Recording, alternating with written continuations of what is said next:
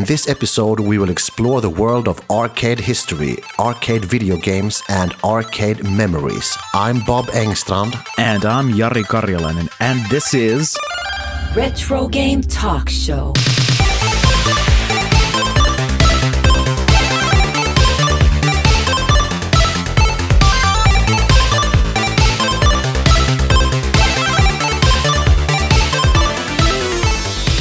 We are back on the air, and we are back with another episode of Retrogame Talkshow. Today we are dedicating the entire show to the amazing world of arcade gaming. But before we kick off, let's go through some emails and social media comments we received since our first episode. Let's do that. Do you have anything for us? Yeah, one person who wrote to us is Peter Enqvist from Sweden, my country, who wrote, "Hello guys, thanks for a great premiere. It was a very nice nostalgic trip for me. I would love to hear some Commodore 64 related stuff. Do you guys have any plans for that? Keep up the good work." Well, Peter, thanks for your email. And yes, we are absolutely planning to dedicate massive time in the future to talk about the Commodore 64. Yes, we are. I think I speak for both me and Jari when I say that the C64 is the platform we've spent most of our gaming years with. I'd go out on a limb here and say that in the third episode, which is the next episode, there will be a huge portion of C64 material, so stay tuned for that. Yes, why not, seeing as that's a big part of why we're doing this podcast in the first place. So, the third episode feels like a very good time to finally do some C64 stuff. Yeah. We have also had some great comments on our Instagram and Facebook pages. So getting you guys to react to our nostalgic ramblings only feeds our excitement for doing this podcast. So keep it up, please. Yeah. Now, I would like to take particular note of the first comment on our Facebook page ever, which was from Mikael Hylén, who said, "Great start, guys. Really enjoyed listening to it, and you made me Google old Game & Watch games to find the ones I owned. I wouldn't consider the Philips G7000 rare though, at least not in my experience. This was my first console, and as late as 1983 to 84, most radio stores were still commonly selling G7000 game cartridges." First of all, thank you very much for your comment, Mikael. It's interesting to hear people having had different first gaming consoles back in the day. You know, I did some research on the G7000, or Odyssey 2 if you prefer, and although I have to admit, having never even heard of it until sometime during the late 90s, I think, it seems very much like the G7000 sold very well in Scandinavia. I think in Sweden in particular, but compared to C64 and NES and Spectrum and even Atari 2600, I think the numbers are relatively low. And I haven't seen those being sold on the foremost Finnish auction site Huuto.net nearly as often. But I have to say, I did some brief research on the history of Scandinavian game development for the Finnish Retro Game Comparison blog a few months ago. And thanks to Martin Lindell, one of the authors of a book about Swedish gaming industry called Svensk videospelsutveckling från 50-tal till 90-tal, which translates roughly to English as Swedish video game development from the 50s to the 90s, I got some unexpected information that there were some notable games made for the VideoPack G7000 and the VideoPack Plus, which was some sort of an expansion of the G7000. But I think it was only released in Europe. Now, well, I have to check into that later on. But some notable games were made for these machines by some Swedish game developers, such as Clay Pigeon, Nightmare, Air Battle was one of the big ones, I think, Trans-American Rally, and there was even a port of Frogger, an official port of Frogger made by a Swedish game developer. So I'm not too surprised if the G7000 caught more interest in Sweden than it did in Finland. because I think us Finns were probably more focused on the VIC-20 and ZX Spectrum at the time. Other comments, Markus Berg also threw a nice comment at us about his Game & Watch games on Facebook, and Henrik Hansson says, examine, which we definitely shall, thank you very much. Examine. Also, we have gotten some invariably positive comments outside of the realm of internet, so thanks again for all of you who have taken the time to tune in. Yes, thank you all. And if you happen to enjoy our show, please consider to make a small donation to us. Links can be found in the description to this episode, as well as links to all our social media accounts. Thank you very much. Retrogame Talkshow. Jari. Yeah. I know for a fact that you have digged into some of the milestone markers in the arcade gaming history. Yep. What do you have for us? Well, I guess anyone with any degree of obsession, like myself, in the history of computer and video games will probably know that games were being made to mainframe machines and other electronic equipment as early as the late 1940s. And I guess the most often mentioned of them are a tic-tac-toe game called OXO, or OXO if you will, from 1948.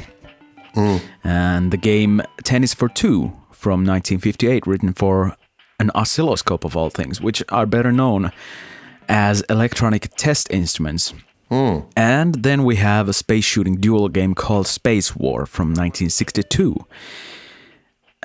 The first really big thing regarding arcade games, as you know. I mean, Space War was the first game to have been spread on a larger amount of computers at the time, because the multiplayer experience in Space Wars was such a novel thing back then. So it was copied on all these PDP-1 computers and etc. But before any of these came along and, changed the world of arcade games, the games in arcade halls were mostly mechanical, using solid objects, mirrors, and cameras, and lighting effects, which in itself is really interesting stuff, but I think that's a bit too long ago. I mean, we need to focus on arcade video games. So anyway, I think I'm gonna have to start with Computer Space and Galaxy game from 1971, both of which were based on the 1962 game Space War. Of course, these games had no sounds, but just for the fact that they were arcade machine, coin-operated machines, that was the big thing. And these were made in huge amounts. And things would develop later on into, asteroids, omega rays, whatnot, that sort of thing. And you can hear the asteroid sound effects in the background if you they sound really take cool. a listen. Yeah. Now we get to 1972, when a new arcade hit got released, which was, loosely based on an earlier game concept still, that being Tennis for Two from 1958. And, of course, we're talking about Atari's Pong here. Pong, yes. Part of the reason why Pong became such a well-known classic is probably because it was also mass-produced. Well, I should say mass-cloned as a home video game system later in the 70s by an unmentionable amount of different companies that tried to add selling home video consoles. Yeah, I would just like to mention here that Pong that you're talking about now, that was the very first arcade game to feature sound effects. That's true. So let's take a moment and listen to what Pong from 1972 sounds like.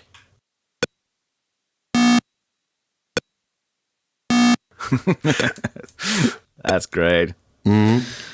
Actually, I read about this subject on a book called Game Sound by Karen Collins. I actually have the book here. I found it in a library a couple of days ago. Cool. So I'm going to quote straight from the book about Pong and read it to you folks.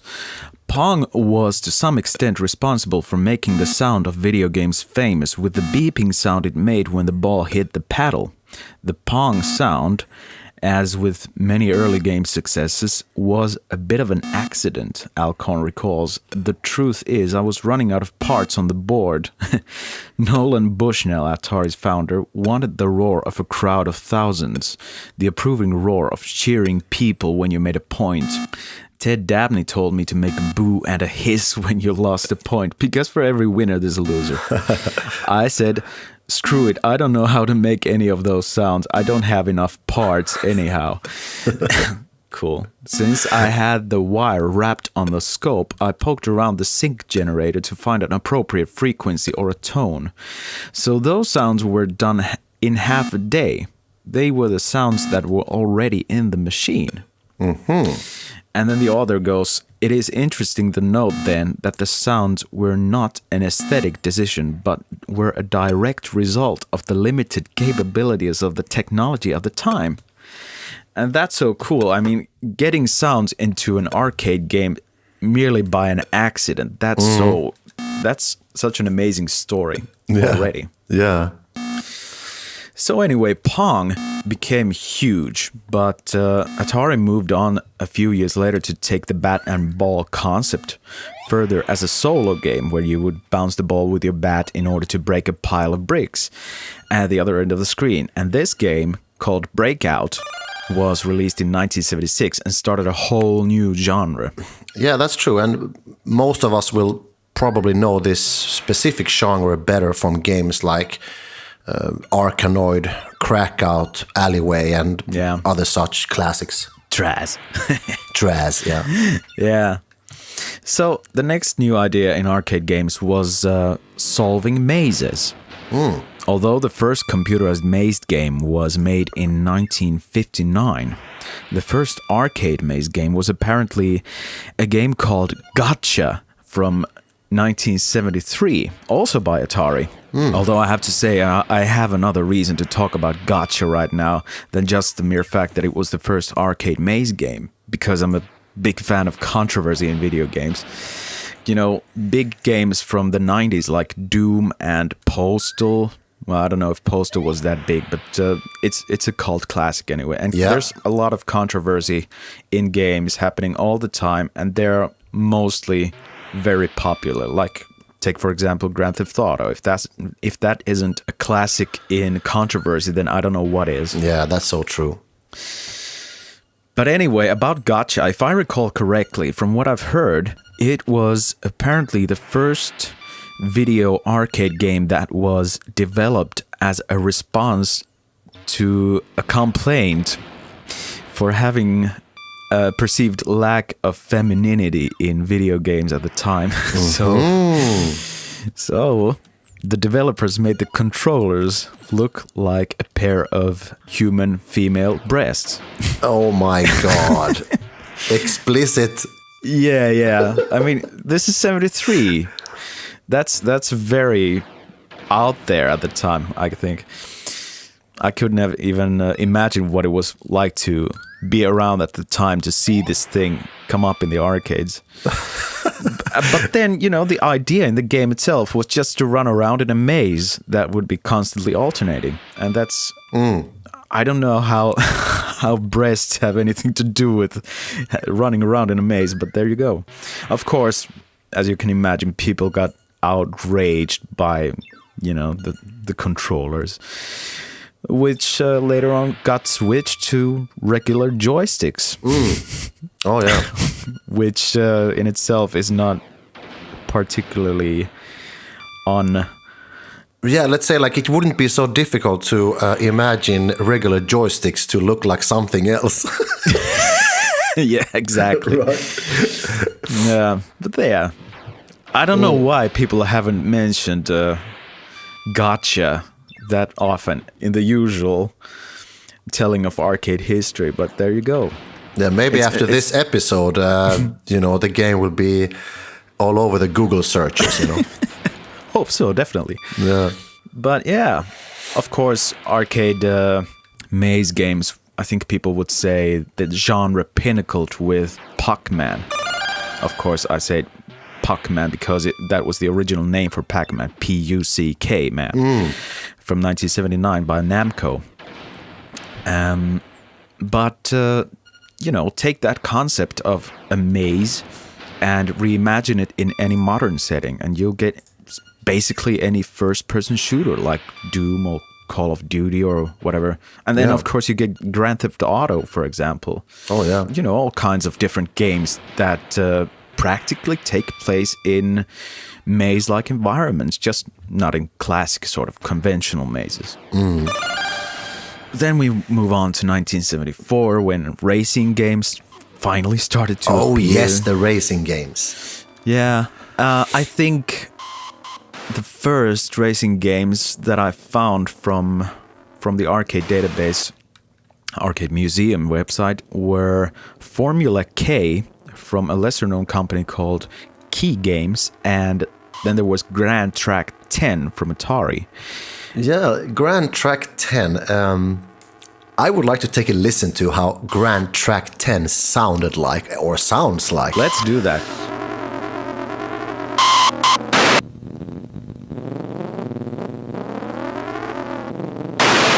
It sounds so funny. It sounds so gritty, and I love that distortion of the brakes. It's unbelievably funny sounds. Yeah, that's how racing games were back in the 70s. All of those games had their sort of funny early kind of sounds.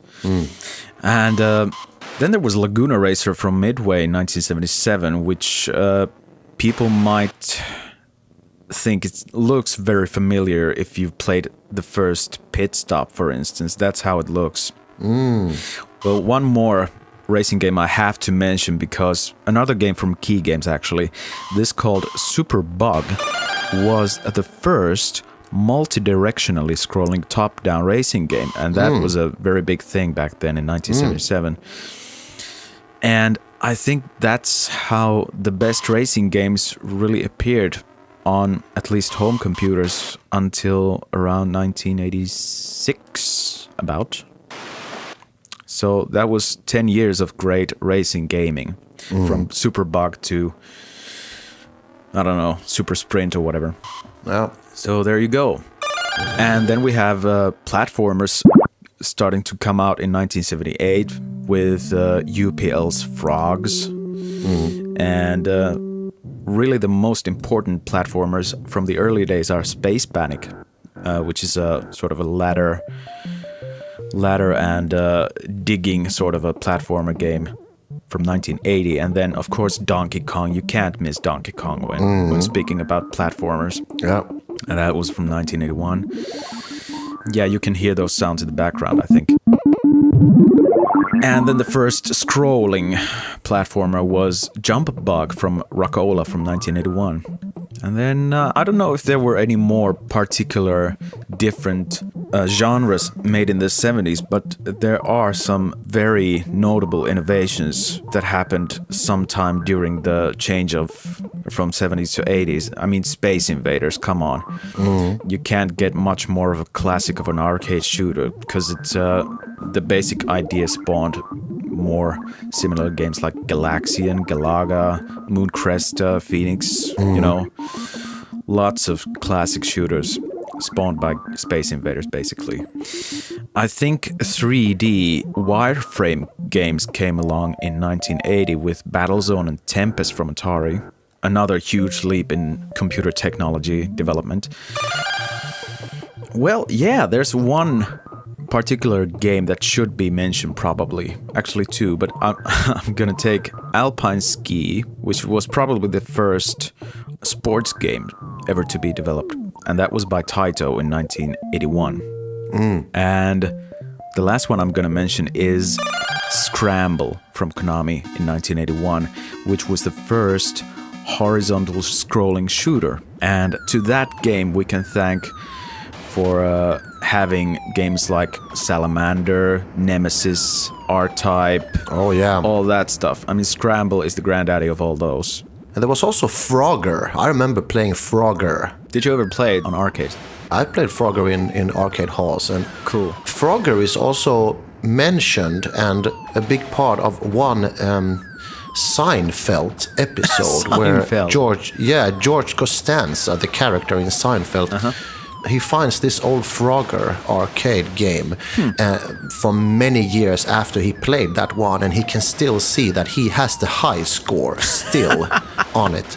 And then he tries to transfer it. He tried to buy that thing, buy the whole game, and try to transfer it to his home. And then the electricity gets all messed up, and everything goes down the drain. But yeah, that's a big part of that show, Frogger. So you're a Seinfeld fan as well as a Frogger fan. Oh yeah, I am. So I remember I was very excited that George Costanza played Frogger. Great stuff. Retrogame Talkshow. So now we reach the age of arcade games where we have more personal experience on. Now, Bob, I know you have some great stories to share, right? Yes, and my arcade stories, they take over from where we left off in the very early 80s. Okay, cool. The vast majority of my arcade childhood memories were being created not in my home country, Sweden, but in Italy, where me and my family spent most of our summer holidays that entire decade. Okay. I was only 4 years old when we went to Italy the first time back in 1980, and I have no recollection of that year, but from the summer of 1983 on, the clear videographic memories of arcade halls have really etched into the core of my gaming soul, if I may be a bit poetic. You may indeed, sir. We spent those summers in a small beach town in northeast Italy called Lido di Jesolo, near Venezia, Venice, renting an apartment together with another Swedish family, friends of ours, who also had 2 kids in me and my sister's age. Okay. And by 1983, of course, I already had my Sword M5 computer at home. So I had already got a small taste of the gaming world, but these arcade halls in Italy would open up a whole new planet of unexplored, freshly released new games, which made my 7-year-old head spin of excitement. I can imagine. Coming from a small, quiet village in Sweden where I was used to playing just one game at a time, just stepping into an arcade hall with all the flashing lights, noises, blips, and soundtracks from, I don't know, something like 50 different games at the same time. It was like entering a new stage or a new level in my gaming scoreboard, Yeah, I can imagine that. Needless to say, during those summers, I hardly spent any days at the beach with my family and friends. I mean, who would, with access to all these amazing games? But mysteriously, when the holiday ended, I still ended up with a strong suntan, probably from being exposed to millions of strong pixels flashing in my face for 2 weeks, Yeah. So I take it that, similarly to text adventures having been an early method for you to learning English, the proximity to arcade games in Italy must have resulted in you learning Italian as a side result. Well, I do speak Italian pretty well, but it was not because of any games, because those games were not in Italian, I didn't start learning Italian until early 90s when we got some Italian TV channels at home where I lived in Sweden. Yeah. Well, I just thought that you must have made some connections to Italian gamers in arcades, but of course, I know that you're still a regular visitor in Italy and have some other connections there now, but I guess that has a lot more to do with football, right? Yeah, I travel to Italy almost every year to spend time with my friends, go to football games, drink wine, eat cheese, Yeah, that sounds great. Hey, but sorry for the interruption. Carry on with your story. Yeah, I got some lira, the Italian currency at the time, walking up to the guy in the arcade, at the arcade hall counter, handing him some money and getting back those metal tokens from him. I still remember the tokens had 2 straight line carvings in them. So I remember the carvings pattern for some reason very specifically, getting them in my hands, and I was like, wow, those tokens were worth gold to any kid in that room, you know. I felt unbeatable with the tokens.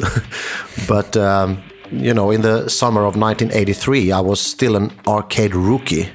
Of course. Walking around a bit shy, didn't speak the language, watching the other kids play. Most of them were older than me. I was impressed by their technique, playing Pac-Man, Donkey Kong, Frogger, you know. All those cool games. For every new summer in Italy, there were more new games. One specific summer in 1984, some amazing new titles had entered the market. And there was also a new genre in the arcade game world. It was the laser disc games. Okay. Super Don Quixote. This will be interesting. Yeah, and I want to take a moment to explain the technology of the laser disc genre. The actual laser disc itself is about 4 times the size of a CD. Yeah. And what separates these games from the ones we've talked about until now is that the laser disc games are using pre-recorded videos, either live or animated. So many of these games looked like regular 70s, 80s cartoon movies, like some of the most popular Laserdisc classics, such as Space Ace and the Dragon's Lair series. Very classic which, which, by the way, were animated by Don Bluth, who also did some work for Disney. Should be a familiar name to anyone. I remember I was totally swept away of the so-called graphics of these games. I could not comprehend how games can look like this and that I could be in it. One particular game that I spent most of my time on was called Super Don Quixote, made by Universal, and it was a direct clone of the Dragon's Lair genre. You control a superhero trying to fight your way through evil monsters to save your princess. That sounds so pathetic for some reason right now. That's how video games are mostly. Yeah. I mean, at least in the 80s, they were basically the same concept everywhere. Yeah, exactly. And when it comes to the actual gameplay, there wasn't actually much controlling going on. Most of the time you were looking at the film. The animated film would play a sequence, and the player needed to either push the joystick in a certain direction or push fire. Yeah. And the user interface, which was sort of a layer on top of the film, would show you an arrow or a fire button less than a second before these actions needed to be taken. So you're watching your superhero walk into a corridor, and then a monster comes in, and then there is for example, a right arrow flashing, and you have to really quickly move your joystick to the right. And if the player was too late or made the wrong move, the game would play a death scene related to that specific scene in the game. So mechanically, the Laserdisc would then skip to the correct location on the disc and play the animation. Sounds very complex in a way, but considering that it's animated all throughout the whole thing, that I guess it needs to be taken that way, because if you play the same death sequence everywhere, it would look kind of, let's say, odd. It wouldn't make any sense.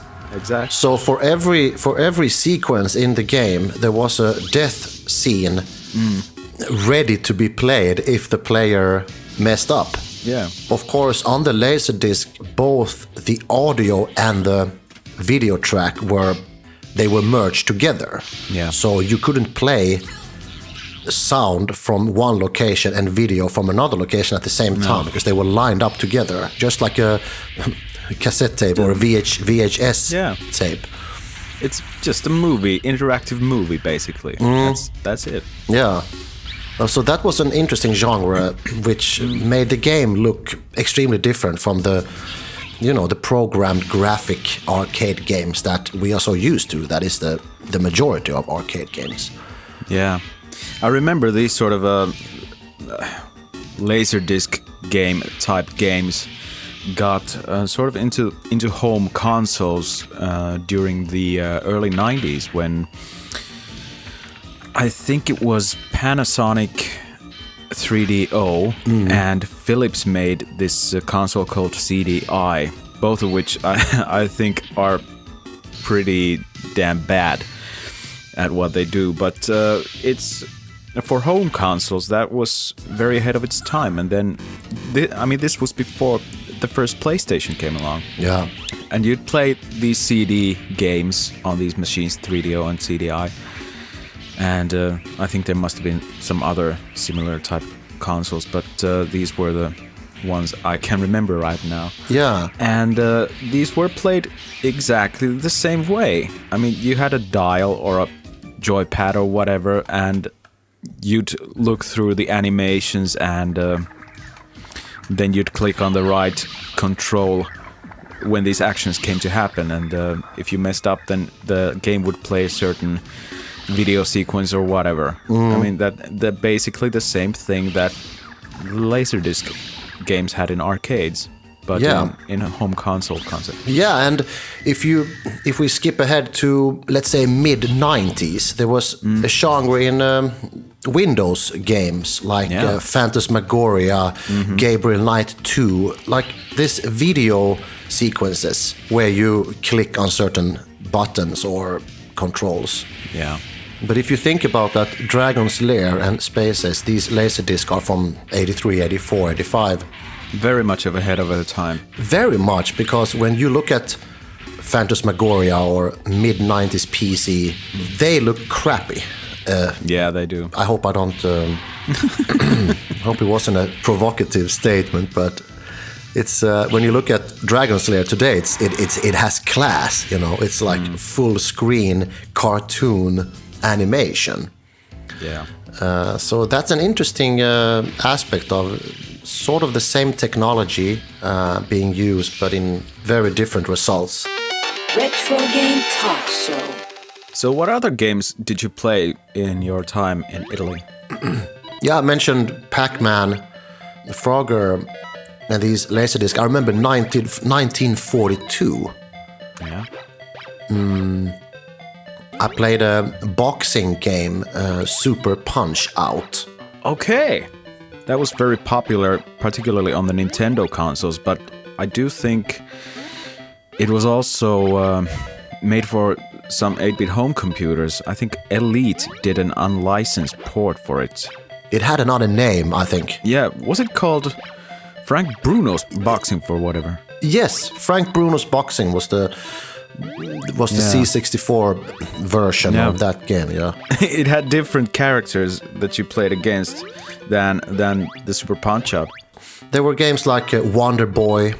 Oh, cool. And now we're talking mid-80s, not really the early 80s, but, between the 84 and 88, when I do remember these Italian arcade halls. By the way, the arcade halls, they were called sala giochi in Italian, which translates to game halls or something like that.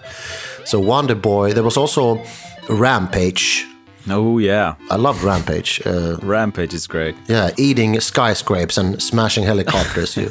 King Kong. Eating people from windows. Yeah, yeah. And of course, there were a lot of classic games back then. Outrun, Yeah, racing games. There was one disturbing game, Chiller, like a torture chamber game. Oh yeah, was that a shooter game? Yeah, there was a rifle connected to it, in front of the screen, and I remember that first time I saw Chiller, I got chills. No, but I remember that I reacted to, my first thought was, am I old enough to watch this? Would my parents think it's okay that I'm watching these horrific scenes? Yeah. Well, I've only played Chiller on MAME. And I know very much what you're talking about in that sense, but... Do you want to describe it for the listeners who don't know the game? Well, It is a very gory sort of a laser gun game where you need to accomplish these sort of missions that you saw some person in half or shoot some bats or whatever. It's a very horrific sort of a shooting game that I think it was also one of those games that got dragged out of the arcades because it was too controversial at the time. But yeah, it's famous for that. I remember that I played the game once or twice, but it never became a game that I really liked. And it wasn't because it was gory. It was just that it didn't really have any high standards compared to these other games that I named up earlier. Rolling Thunder was a game that I loved. Yeah. Great soundtracks. And It really has a great soundtrack. what else was there? R-Type, one of my favorites. Yeah. Yeah, there was these racing games like motorcycle games, Super Hang-On and Enduro Racer. Classic Sega games, those. Yeah. Looking great. And we spoke about Chiller having a rifle connected to it. Operation Wolf was I loved that game. Yeah, Operation Wolf was one of the first rail shooting games that you played with a laser gun. And then there was these Shinobi and Shadow Dancer. Well, as it happens, Shadow Dancer was a sequel to Shinobi. Yeah. They had interesting settlings between the levels, these special side missions. Yeah, those little mini games like first person throwing ninja stars or whatever. Exactly. Yeah. I don't know if I can compete with your great arcade memories because, I never had that much of real arcade gaming experience in the first place, mostly because arcade games were so far removed from my area that there was really no way to get a real arcade experience unless you traveled hundreds of kilometers south or... Yeah, you want to remind the listeners where you lived during these... Yeah, I lived my first 19 years in Nuorgam, which is the northernmost village in Finland. And the nearest actual city was 200 or 300 kilometers north in Norway. I think the only thing close to being an arcade hall, I'm talking only about less than maybe 10 games in a room here, was at a fairground in Vaasa. And that was the first sort of arcade thing that I ever visited, which I got to visit on the 6th grade, if I remember correctly. So I must have been probably around 13 years old at that point already. Naturally, because money was very tight in my childhood, I wasn't going to spend my small savings on an experience that would probably last for, I don't know, maybe 2 minutes if I was lucky. So so I spent that money on a few cheap C64 games instead in some computer shop, which I think the games must have been Collapse from Firebird, which was 10 marks at that time. And then the other two were Ariolasoft releases called Hard Hat Mac and Spelunker. Spelunker is actually still one of my favorites. I play it regularly, but yeah, money well spent. Yeah. But yeah, before I got to Vaasa to see that arcade sort of a place, I did have some arcade experience before. I had played an arcade game before because there's a village called Pulmak right across the border to Norway from Norgam, in which there used to be this, I can't recall if it was a small, but a convenience store nevertheless, which we used to visit regularly.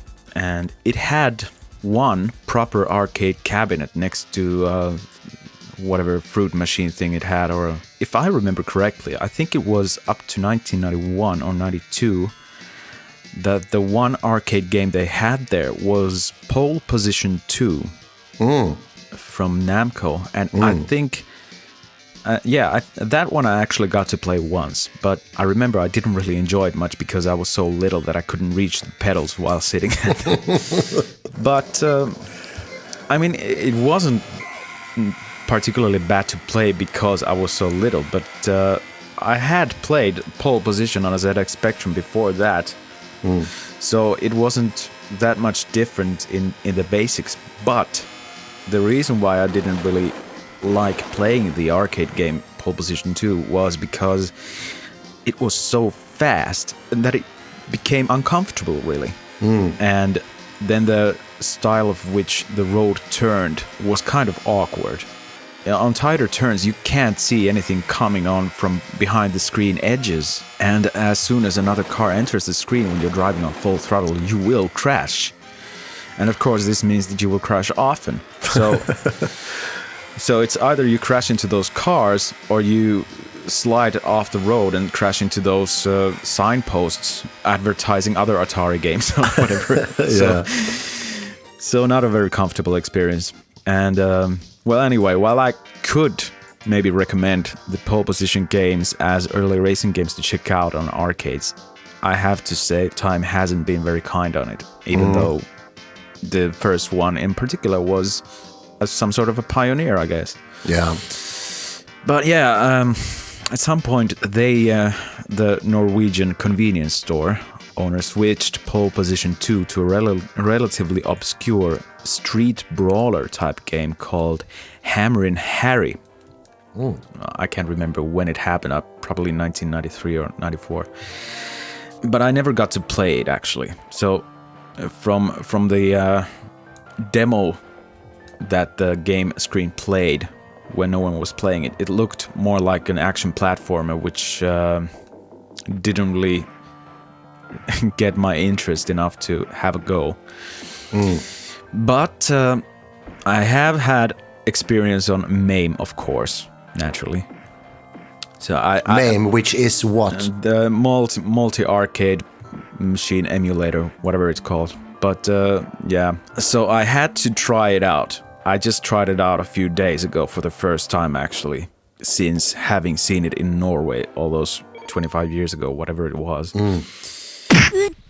But I just can't really say that I missed out on much back then, because, I mean, it was made around the time when all these Double Dragons and Dragon Ninjas and Ninja Gaidens and Ninja Turtles, those games were made, so it didn't bring anything really new to the table. And I guess I might have liked it back then, but now it just feels like another, run-of-the-mill street brawling game. Not really my cup of tea, really. I also remember playing Double Dragon in Sweden when I went to high school, when I was maybe 12, 13. Close to our school, at a gas station, they had Double Dragon 1, the first Double Dragon, and they had R-Type, which was a really good game. It is. But Double Dragon it felt also that it was... I don't know. When I think back to Double Dragon, I don't get this magical feeling as I get from talking about games that were made maybe 3 or 4 years before that. Maybe because I had something with age. Could be. And also that in '88, I was pretty much into Commodore 64. I was playing, Last Ninja and stuff like that. It felt like Double Dragon was a bit dumbed down, compared to some of the games that I was playing in '88 on the C64. I agree with you. I mean, because there had been so many great fighting games before Double Dragon came along. I mean, games like The Way of the Exploding Fist. It was made for. I think it was actually made for the ZX Spectrum first, but another C64, an Atari classic, and it was made as a simulation of the martial arts in a way that it was animated precisely from the movements of some guy who was an expert in martial arts. And just playing these Double Dragons and everything later on felt very underwhelming. They looked good. They had good soundtrack. They had digital samples of punches and kicks and stuff like that. And if I would see a Double Dragon arcade today, I would definitely play it and, enjoy it. Yeah. Retrogame Talkshow. Yeah, but that's arcades for you. That's arcades, yeah. Good memories. Yeah, and a very big part of the childhood. I really need to mention one car chasing game called Chase Headquarter. Oh yeah, why didn't you mention it before? I mean, this is a completely huge game. I don't know why I didn't mention it before. I was too busy mentioning 533 other games. True. Chase Headquarter from 1988. I loved that game. Yeah. You're playing. There's two cops, you and your cop friend, and you're chasing a bad guy. And I remember how the game starts with the picture of a car radio. Yeah. And there's a female voice. This is Nancy at Chase Headquarters. We've got an emergency here. Ralph, the Idaho slasher, is fleeing towards the suburbs. The target vehicle is a white British sports car. Over. We read loud and clear. Over. Yeah, and then you have to bash him until his car breaks down, and that's it. Yeah, you have to catch up on him, and then just keep on bashing him, smashing him with the car in his car butt until he stops the car, and then you walk up to him and. Okay. You're under arrest on suspicion of first-degree murder. Chase Headquarter, that was cool, and I must say, I bought the game for the Commodore 64, and it was horrible. It is horrible game on a C64. I'm shaking my head right now just thinking about how to ruin a game. Yeah. Actually, we can move on to our next section in the program, which is going through some arcade conversions and our disappointments and arcade conversion recommendations. And since you already mentioned Chase Headquarters as a disappointment of yours, then we continue from that. Yeah, I really recommend Chase Headquarters. Yeah. We decided to make this segment let's mention 3 games, 3 arcade conversions that really disappointed us. Yeah. And that list was surprisingly easy to make. Yeah, it's easier to find disappointments than actual arcade conversion recommendations, but yeah, continue on. Yeah, I think my disappointments, Chase Headquarter. Definitely. And I have to say Rolling Thunder was not a nice C64 port. Yeah, I agree. It was graphically and sound-wise, it was not very pleasant. And I'm going to mention 2 games in one. I loved the motorcycle arcade games Super Hang-On and Enduro Racer. Oh yeah. And they were not very well transformed into C64. All these sort of third-person from-behind view racing games on C64 were never really all that well done, but these 3 racing games that you mentioned now are some of the most horrible ones. Chase Headquarters, Super Hang-On, Enduro Racer, because they were so great on arcade. So we are talking about the difference. There was a huge distance in quality here between the arcade and the Commodore 64. What about your arcade conversion disappointments? Ooh. Well, as yourself, I could list a great number of those, but I decided to have a bit of variety. For a racing game, I chose the Spectrum conversion of Pole Position. First of all, I had so many disappointments in even loading it on Spectrum back in the day when I had it first.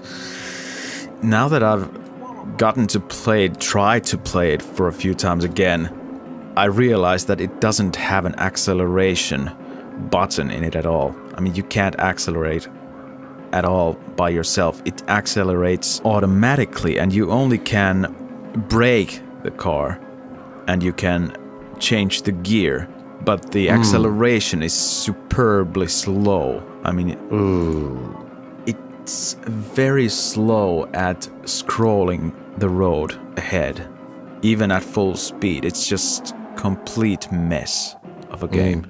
Okay. I don't know what else to say about Pole Position on Spectrum, but it is a really bad conversion. It sounds like you've said enough. Yeah, I guess so. Well, you have played it yourself, this Indiana Jones and the Temple of Doom. On the C64, it was bad. But I'm not sure if it counts as a disappointment because I don't think the arcade game itself was very good. I mean, it's just going around this mountainside and saving these kids from whatever, and I don't know, it just never felt like a proper Indiana Jones game to me. I don't remember if I've played the arcade version of Indiana Jones and the Temple of Doom, but that game was my first disc game on Commodore 64. Okay. And I remember that because I loved the movie, and I love all the 80s Indiana Jones movies, and I remember the disappointment coming home with my first. I finally had a disc drive 1541 Mark II, and I was disappointed, and I was thinking like, did I get a disc drive just for this? There better be some great disc games out there, because that was a pretty rough beginning. Yeah. Happily, I know what happened afterwards, but let's move on to that in maybe the next episode then. But yeah, my third choice for my arcade conversion disappointments is, I dare say this could be a bit controversial choice, but I'm gonna say it anyway, Gauntlet for C64. Ooh, stop the press, explicit behavior. Well, I never really was much of a Gauntlet fan, to be honest. I mean, it's the complete Gauntlet experience has been experienced in about 3 minutes. You just walk around these weird mazes, shoot at a bunch of enemies, and go from a door to the next level, and that's basically it. There's nothing much more to it. I mean, of course, the great thing about the arcade version of Gauntlet was that you could play it on 4 players, but not all conversions could do that. I don't think the C64 version could do that either. I had the tape version of Gauntlet. I still do have it, but I mean, loading almost every level from tape, it's just a horrible experience overall. I just got bored within the first 10 minutes of playing it ever. Okay. So, just in case the Indiana Jones and Temple of Doom inclusion isn't bad enough, I'm gonna have a special mention of Dragon's Lair on the NES, which I think should be very well known as a complete disaster of a game conversion. Because, well, first of all, it's not particularly an arcade port, a straight arcade port anyway. It's a very awful platform alike with very little of platforming and lots of backtracking, so you can do at anything at all. Yeah. Just a complete mess of a game that looks horrible. It doesn't look horrible, but it does play horribly, and just not recommended at all. Yeah, I haven't played it on NES, but I've seen YouTube videos, and it looks horrible. I mean, in that sense that you can feel the player's frustration when he's playing that. When he's dodging, when he's jumping, and it's slow, and it looks ridiculous, and nothing makes sense. Even in the first screen of the game, it's just a superb mess of a game. It somehow feels like Benny Hill made that game. Okay, so let's move on to recommendations then. What's your 3 arcade conversion recommendations? Chase Headquarter. Have to stop. I'm obsessed with Chase Headquarter. No. Arcade conversion recommendation. I have number 1, Jungle Hunt. Aha, that's interesting. Jungle Hunt might be considered a very simple and a game that maybe doesn't bring so much enthusiasm, but the simplicity, and I have to say the C64 version is very good. It is, I agree, yeah. It's playable. It's very good. I mean, the controls are good. Yeah. Nice touch to it. I would have to say Jungle Hunt. Yeah. One weird thing about Jungle Hunt is, I don't know if anyone else has noticed this, but it scrolls to the other side than normal platformers. This is so weird. Yeah, we It is spoke about this. You and I discussed this a few days ago. Mm-hmm. And we talked about, let's bring that up on the show. Yeah. That the vast majority of scrolling games, you move To the right. you walk from left to right. You move towards the right part of the screen. A few days ago, I was playing EverQuest Project 99, which we can talk about in another episode. But I was playing, and that's an online role-playing game, and I was discussing about arcade games with a friend. Yeah. And he mentioned that one of the first arcades he played was Kung Fu Master. Yeah. And as soon as I saw that he wrote Kung Fu Master, I pictured the game in my head, and I said to him, yeah, you walk towards left. And I wrote left with capital letters. And then it got stuck in my head, and then we started to talk about how rare that is that you actually move towards left. It is. In games. But now when I mention Jungle Hunt, you remember that you're actually going left. Because, it's easy to come up with games where you go to the right. Wonder Boy, Ghost and Goblins, Cobra. Gianna Sisters. Short Circuit. The list is endless. Just and also the shoot 'em up games like Defender. R-Type, Nemesis. It's insane. Yeah, it's insane. And that is something we could ask the listeners. Do you have any idea why this is? Why the vast majority of games are going towards the right? You move to the right. We could also ask that, can they come up with any other games that go to the left instead of right? We have Kung Fu Master. Of course, Kung Fu Master that... It changes depending on the level, but there is a segment where you go to the left, and Jungle Hunt. Jungle Hunt goes constantly to the left until the very last stage. But yeah, write to us at retrogame.talkshow@gmail.com. Yeah, you can find links to our social media accounts in the description to this episode. Yep. I continue with I have two more recommendations. Oh yeah, we got sidetracked again. It's nice to get sidetracked. Okay, so number 2. Number 2 is... I know that tune. You know that tune. It's Spy Hunter. Yeah. That's a great game. Great conversion. One of my, I think, Spy Hunter and Burning Rubber was the first rally games, car games on my C64.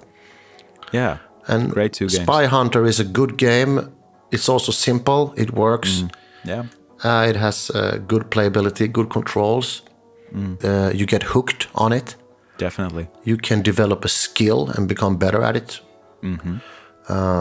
And my third, and I would say maybe top arcade conversion recommendation, it's also on the C64, it's Commando. Retrogame Talkshow. Yeah, so we have left your 3 arcade conversion recommendations. You mentioned Chase Headquarters for the C64 in your disappointments. I'm going to start with that. We cannot let go of Chase Headquarter. Of course not. But I'm going to say it's the ZX Spectrum version of Chase Headquarters, particularly on the 128K Spectrum. Yeah. I couldn't believe it when I first saw the Spectrum version, and it was only like a few years ago when I finally got around to trying it. But it is a superb conversion, particularly considering the hardware. And it runs much faster, much smoother than the C64 version. It's completely playable. There's just nothing particularly wrong about it, other than if you're not a fan of the Spectrum graphics, then that might be something worth considering. But definitely recommended. Chase Headquarters on ZX Spectrum. It's funny that I have that game on disappointments, you have it on recommendations. Yeah, but it is a huge difference there. Then I got another racer, and this one's for the C64. This might not come as much of a surprise, but this Buggy Boy. Buggy Boy. By Oh, Elite. that warms my heart. I know. I knew it would. I should have had that on my list. Now I feel disappointed. That's my disappointment. Yeah. But it's good that we both have different games on our list. Yeah. But Buggy Boy, I think that one is even better than the arcade version because, well, I've never was that comfortable with the big car sprite on the arcade version, and it just feels much more clunky, sort of, than the C64 conversion does. Good point. Now when I think back, I never really liked to play Buggy Boy with a steering wheel on the arcade. Yeah, it just feels better on a joystick. I for some agree. reason. I agree, yeah. Yeah, weird, but there you go. Buggy Boy. I could recommend Nemesis, but I think that's a bit too obvious. I think it's so well known that I'm gonna have to mention Hat Trick on the C64 instead, because that's probably my most played C64 game of all time, and this is because my cousin Petri and I have played it so much. We were completely addicted to it for a few years. I mean, this game has a lot of bugs in it that makes it sort of funny. It makes it also irritating, but you can use the bugs in the C64 version of Hat Trick to your advantage. If someone hasn't played Hat Trick, this is an ice hockey game with only one field player on each side and a goalie. Yes, very realistic. Yeah, and you control both these players simultaneously on that one joystick.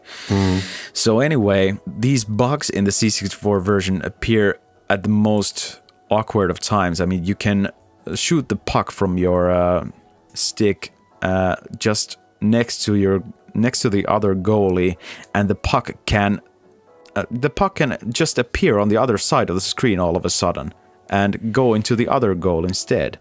Oh, so the puck is being ported, like this magical port. Yeah. So we sort of learned how to use those bugs to our advantage. That's something that only some insane idiots would do, but... That sounds great, using bugs in games for your advantage. That sounds so 8-bit, you know. That is so 8-bit, yeah. But definitely, Hat Trick is one of my favorite games of all time on the C64 and very much worth mentioning at this point. Retrogame Talkshow. It's time to wrap up this beast of an episode. I think this time we ended up with a bit more material than we expected. So I wonder already how much and what sort of stuff we can squeeze into our next episode. Yes, indeed. And as suggested by Peter Engqvist, we've got our introduction to the Commodore 64 coming up next time. And I don't think we can even hazard a guess at this point what we will be talking about specifically, but I'm pretty damn sure that we're going to have a massive fun of a time while doing it. Yeah, absolutely. And this was a really fun episode as well, I think. You went through a nice chunk of arcade history. I took the listeners back to some Italian summers of the 80s arcade halls. Yeah, very nostalgic.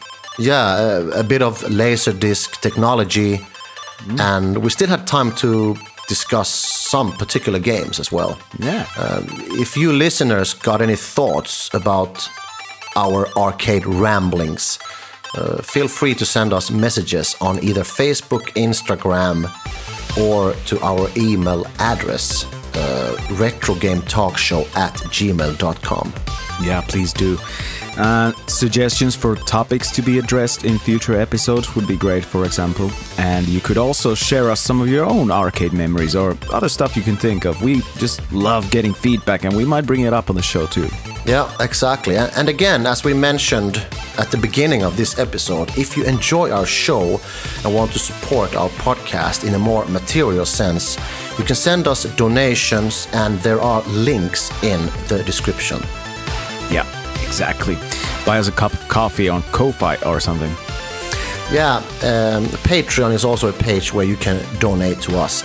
About coffee, I think that I'm gonna make myself a cup of coffee when we are done here because I'm completely drained by all this nostalgia. Yeah, same here. But hey, that's it for now. We hope you enjoyed the second episode of Retrogame Talkshow. And you've been listening to me, Jari Karjalainen. And me, Bob Engstrand. Until next time, arrivederci. Cheers!